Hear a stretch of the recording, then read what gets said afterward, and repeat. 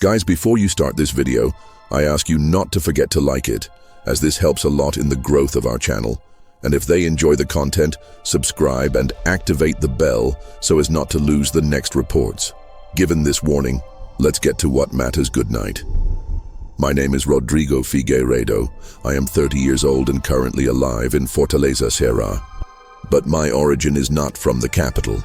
I was born in Gates, a municipality of less than 10,000 residents in the southern region of the state, a few hundred kilometers away from the capital. What I will share are some supernatural experiences that occurred to me in 2011. At the end of 2010, I concluded high school and, as there was no college in my city, I decided to move to Fortaleza to do cram course and also start working. At that time, my older brother, Paulo, lived in Fortaleza with his wife and my 10-year-old nephew. My brother worked at a bank branch in the Centro neighborhood. He had an old apartment in the Benfica region. His property was 213, and on each floor of the building, there were 4 apartments, all with 2 bedrooms. As soon as I arrived, I started doing the night course very close to the center, and luckily I got a daytime job as a salesman in a shoe store at Shopping Cidade. The salary was not so high, but as I did not pay housing or expenses, it met my needs well. In the middle of that year, my brother Paulo received a great promotion on the bank, but the price would be to move inside. Talking a lot to his wife and pondering pros and cons, they concluded that they should not waste this chance. My brother moved, and I was alone in the apartment. In practice, I only slept there because I spent all day working and then went straight to the course. I would arrive at 10 in the night, bathe and fell on the bed.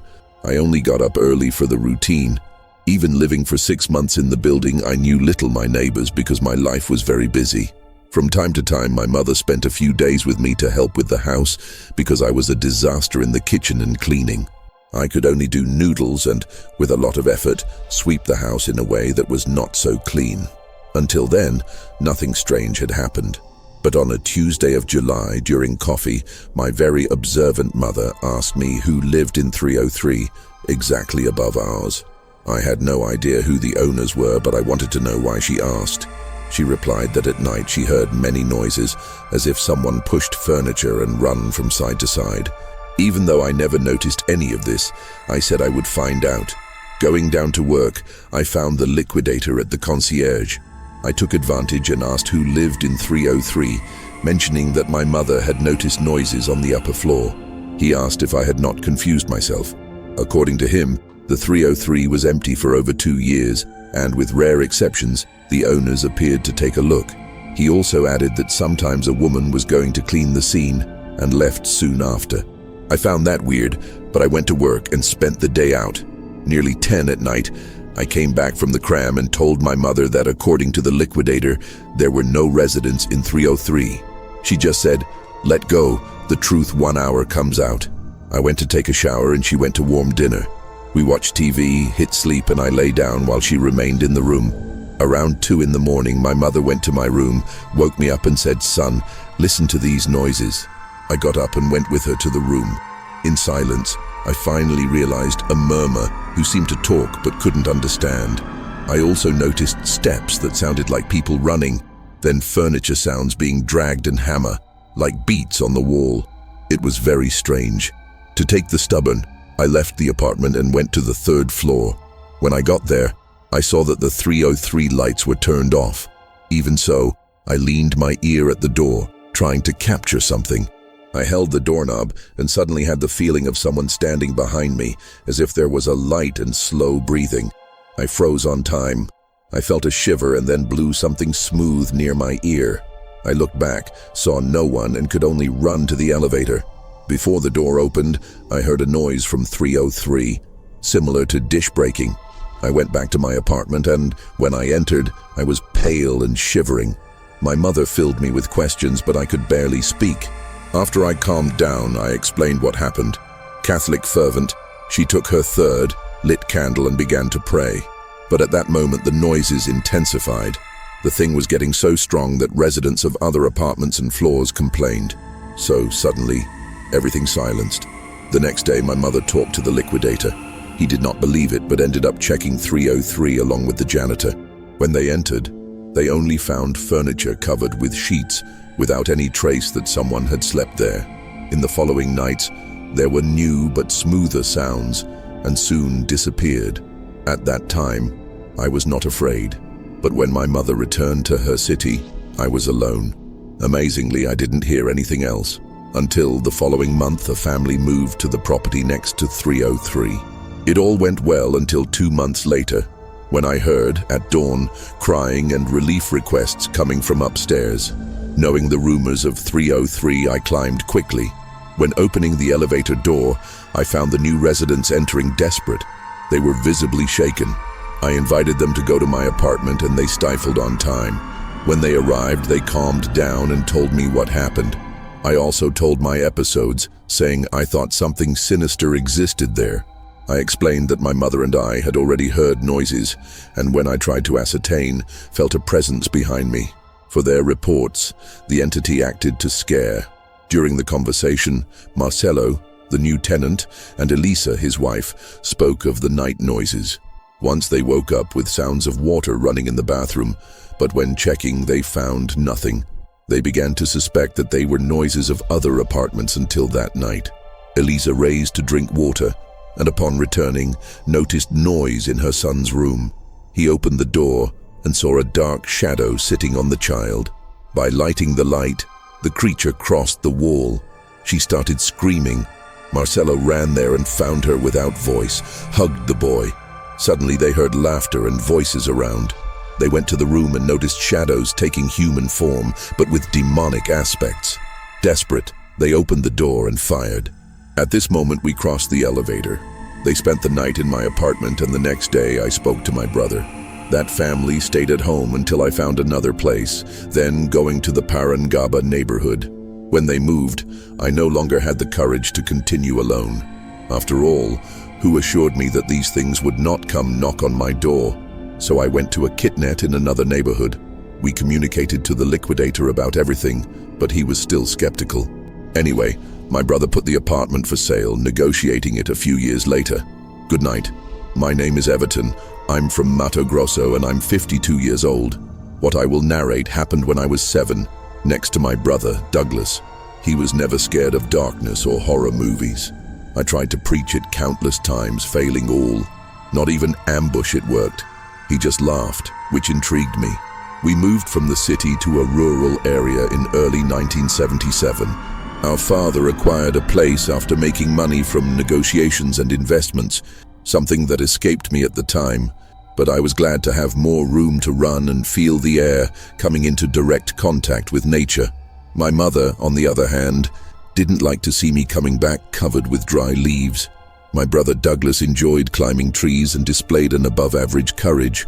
While he climbed without fear, I always feared falling. Soon, I just kept an eye to make sure he didn't get hurt. The first months in the new home were amazing. Then the winter arrived and everything changed. Douglas began to act strangely. He woke up exhausted when he used to jump out of the bed full of energy. I also noticed that I preferred to be close to home, stopping venturing so much. I thought he had lost his taste for climbing trees because he began to be afraid to move away at night. He hated the darkness. I didn't understand what was wrong, but I was convinced that it was serious. My parents tried to change their food, thinking they missed vitamins. They brought him to doctors, had blood tests, and everything was normal in the physical. The problem was mental or emotional. I asked repeatedly if he was afraid of something. He shook his head, confirming, but didn't say what. I tried to propose to my parents to change rooms. I didn't like the location of mine so much. It was farther from the bathroom than Douglas. My bladder, by the way, was very active. Also, his window had the sight of the woods, which I thought was cooler. My mother agreed, since we both wanted to. When I spoke to Douglas, he seemed surprised but ended up stuck. My mother approved, but asked us not to change the beds, just sheets and blankets. We went to change our smaller things, but Douglas got a melancholy expression. I asked several times if he was sure, and he said yes. I slept early, enthusiastic about my new room. After playing with some carts and soldiers, my parents sent me to bed. I went to Douglas's old room and found him sleeping and snoring, which made me happy, because perhaps he had found the change good. I went to the room now mine and stuck under the covers. I lay down, looking at the window. Without curtains or blinds, I liked to see the moon illuminating the trees in the distance, shaking slightly in the wind. So I fell asleep. At one point I woke up listening to something. The moonlight was intense and lightened the room enough for me to see. I turned aside, my favorite, and saw the trees again. However, there was something lurking out the window. It was big, almost all the gap. I felt a dread that took me the air. It looked like an erect dog, backed by paws that resembled hands, spiked in the sill. Its long muzzle ended in a dark and shiny nose. For a few seconds we stared at each other. Only then did I realize your claws trying to open the window. I wanted to scream or run to my parents' room, but it was paralyzed. For my relief, that creature gave up the window after a while. But I heard heavy steps that sounded human, as if you were on two legs. When the noise disappeared, I created courage, jumped out of bed, and ran to Douglas's room. Upon entering, I saw that my brother was awake, shivering in silence. Before I spoke, he apologized, repeatedly. I soon understood that he had been suffering these meetings since the beginning of winter and was guilty of putting me in his room. But I didn't blame him at all. We decided that we would need to do something because our parents wouldn't believe it. We put on a plan. We knew our father was terrified of spiders. I collected some big, without poison, and kept in bottles. At night, I put one of them in our parents' bed while connecting an old radio at the maximum volume. Our father woke up scared with the radio and ran into those spiders. He shouted a lot, took a blanket and went to the couch. Although I felt a little bad, this was part one of the plan. After about 15 minutes, I put the last spider on his face. He woke up to the screams. I pretended to be asleep, but he came to the bedroom, shook me, and asked to stay in my bed, saying that I would sleep with Douglas. I walked to my brother's room, who was waiting for me. I said softly, "We got it, bro." We covered each other and ended up falling asleep. The next morning, we were awakened by our parents, who ran from side to side by joining clothing bags. We noticed that they were willing to leave the house at the same time. My father was armed, something I had never seen. He led us to a hotel. We both asked what had happened, but they claimed spiders. But by my father's expression, it was obvious that there was something else. Over time, we became adults and finally asked my father why he had taken us so hurriedly. Before he answered, I said, "It was that animal that tried to break into the windows, wasn't it?" My father widened his eyes. He confirmed that he also saw something out the window and that it scared him deeply to the point of leaving that house forever. Thus, I understood that the isolated life on the site is not always done only of calm and legends. Often these things they call stories are very close, lurking, and can cause deep trauma to those who witness them. Who has never passed close to a cornfield at night without remembering horror movies? A corn plantation always gives me chills, as it can hide something dark behind each row of corn feet. I will tell you something, but first I present myself. My name is Claudio. I am 40 years old, and I live in a town of the interior of Rio Grande do Sul called Campestre da Serra, with about 1,400 inhabitants, where livestock dominates the economy. From kid, I was very close to my grandfather. Where he was going, I went together. Once we were in the room, he drank mate and watched a game between Grêmio and Internacional. I was 10 years old. It was the beginning of the 1990s, when my grandmother came in distress, saying she had a nightmare. My grandfather looked at her and replied that nightmare didn't even compare herself to what had happened to an old friend of his, Marcelo. Then he smiled a little embarrassed. I, curious, insisted to know what had been with Marcelo. My grandfather hesitated, but I ended up convincing him to tell. He said that in his youth he worked in a corn harvest with this friend, in a place where haunting rumors circulated. At dusk, everyone dropped the service before dark because it was said that, once dark, it was dangerous to be at that cornfield. Marcelo was brave and disbelieving in haunts until one day he was beyond the time to advance the work. As my grandfather was not there, Marcelo wanted to show service and earn an extra. But when it ended, it was already night. He had to cross 4 kilometers of road on foot and pass precisely through the damn crumb. With the flashlight in hand, the walk started. About 200 meters later, he heard steps behind him. He stopped, looked, and saw no one. He continued and heard footprints again. The scene was repeated without seeing anyone. Only, when turning forward, he happily saw a figure disappearing in the plantation. A shiver ran his spine. Then a whistle echoed and the cornfeet began to swing in sync.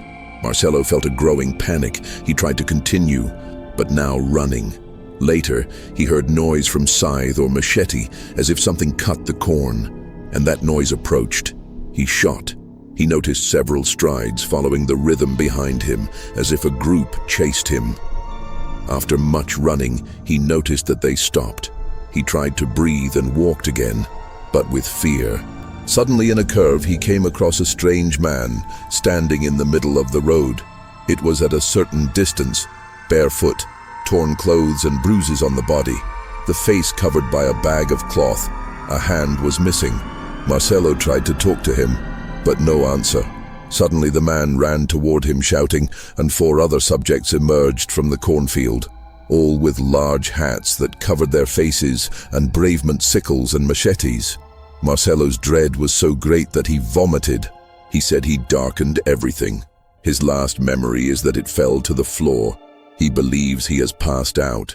He woke up at dawn, listening to a feminine voice that called him, but there was no one near. When he checked the clock, it was 3 in the morning. That is, stayed there from about 8:30 p.m. until that time. It was so traumatized that when I told the story to my grandfather, it was pale, shaking. At the same time, there was a gentleman, Anselmo, who commented that many slaves were raped and murdered in that ancient farm by forecasts who revolted after the abolition. This filled the earth with negative energy. Then they exchanged corn for other plantations, and decades passed. My grandfather passed away in 2007, and Marcelo lost contact. I don't know if it's alive or not, but if it is certainly very elderly. I learned that we live in a world where good or bad spirits can surround us at any moment, and the most important thing is always to maintain respect. They can bring good things or do us very badly. Music, good night. Before I start my report, I prefer not to reveal my name, and I will not quote the city because my family is well known in the region. I live in Xerá. When it all happened, I was 13 in 2019. I went to a July holidays at an aunt's house in a neighboring little town. This place has stories of shivering anyone. I left my city on a Thursday night, around 7:30 p.m. and got there near 9:30 p.m. The destination was the countryside.